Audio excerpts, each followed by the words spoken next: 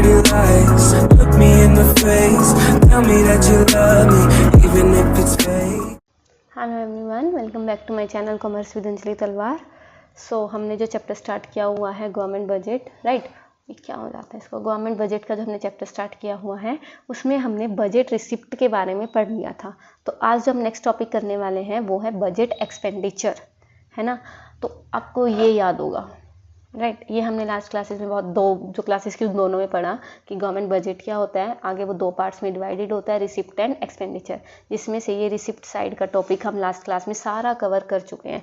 Revenue receipt, capital receipt, ये आगे दो तरह की होती है और ये आगे तीन तरह की होती है। इसके आगे पार्ट्स थे, इसके भी आगे पार्ट्स थे, ये हम सारा पिछली क्लास में कवर ऑलरेडी कर चुके हैं। अब जो इस क्लास में हमें वो करना है ये वाला पार्ट, एक्सपेंडिचर। इस क्लास में मैं आपको जस्ट करवाऊंगी वो है ये एक्सपेंडिचर वाला टॉपिक, जिसमें हम रिवेन्यू एक्सपेंडिचर के बारे में पढ़ेंगे, कैपिटल एक्सपेंडिचर के बारे में पढ़ेंगे।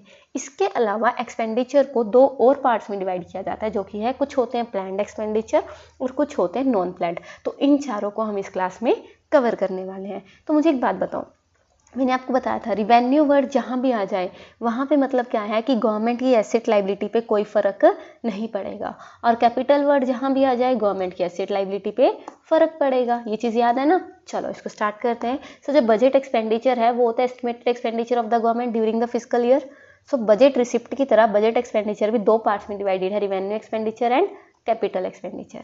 रिवेन्यू एक्सपेंडिचर क्या होता है, जिससे ना तो गवर्नमेंट की कोई एसेट क्रिएट होगी ना लाइबिलिटी रिड्यूस होगी, ना तो गवर्नमेंट की कोई एसेट बढ़ेगी ना लाइबिलिटी कम होगी। सो रिवेन्यू एक्सपेंडिचर वो सारे खर्चे होंगे गवर्नमेंट के फिजिकल ईयर में which does not create asset और causes a reduction in liability, right.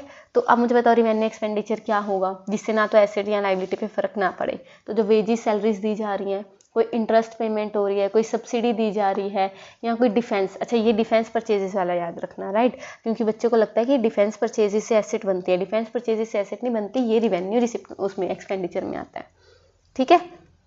सो ये चीज़ ध्यान रखना। और इसके अलावा कोई भी ग्रांट्स डोनेशंस वगैरह दी जाती है central government to state government के बारे में या किसी को भी, उसको भी हम रिवेन्यू एक्सपेंडिचर ही ट्रीट करेंगे, ठीक है, चाहे उससे हमारी एसेट भी बन रही हो जो ग्रांट्स डोनेशंस दी जा रही हैं।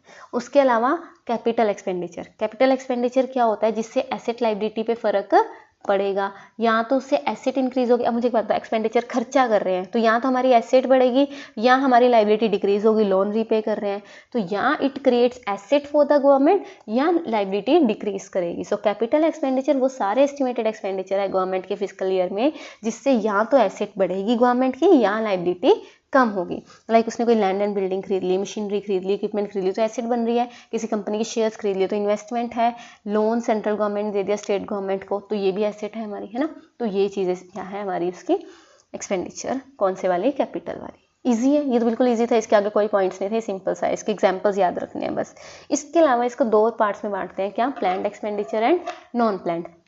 देखो आप एज ए नॉर्मली अगर हम बात करें तो प्लान्ड आप सोचोगे जो पहले से सोच रखे हैं वो प्लान्ड होंगे, और नॉन प्लान्ड वाले मतलब जो पहले से सोच नहीं रखे अचानक खर्चा आ गया। मुझे भी यही लगता था लेकिन ऐसा नहीं है। देखो प्लान्ड एक्सपेंडिचर में कोई स्पेसिफिक प्रोग्राम होगा, लाइक फॉर एग्जांपल बताती हूँ, हमने कल ही किया वो एम्प्लॉयमेंट को ठीक करने के लिए वो मनरेगा वाला किया था, है ना।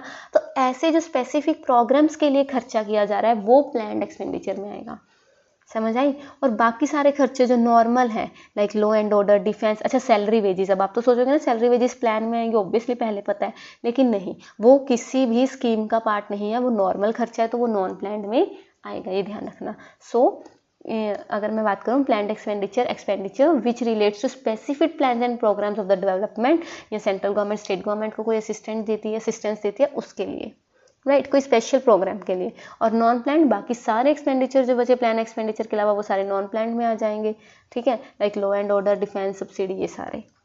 तो एक्सपेंडिचर को हमने दो पार्ट्स में डिवाइड किया, उसको हम revenue expenditure plus capital expenditure भी लिख सकते हैं या प्लान प्लस नॉन प्लान भी कर सकते हैं। इसको दो तरीके से हमने क्या किया, डिवाइड किया और इस क्लास को कंप्लीट किया। आई होप आपको ये समझ आ गया होगा। तो अब ये भी कवर है और ये भी कवर है, तो गवर्नमेंट बजट का जो पूरा स्ट्रक्चर है वो हम कंप्लीट कर चुके हैं। अब हम पढ़ेंगे डेफिसिट और फिर ये हमारा चैप्टर हो जाएगा, ठीक है। तो इसको कीजिए, इसको कंप्लीट कर लेना, रिवेन्यू उसको भी क्या नाम है, ये रिसिप्ट और एक्सपेंडिचर दोनों साइड ढंग से कीजिए। मिलते हैं नेक्स्ट क्लास में, तब तक के लिए thank you so much. Tell me pretty lies.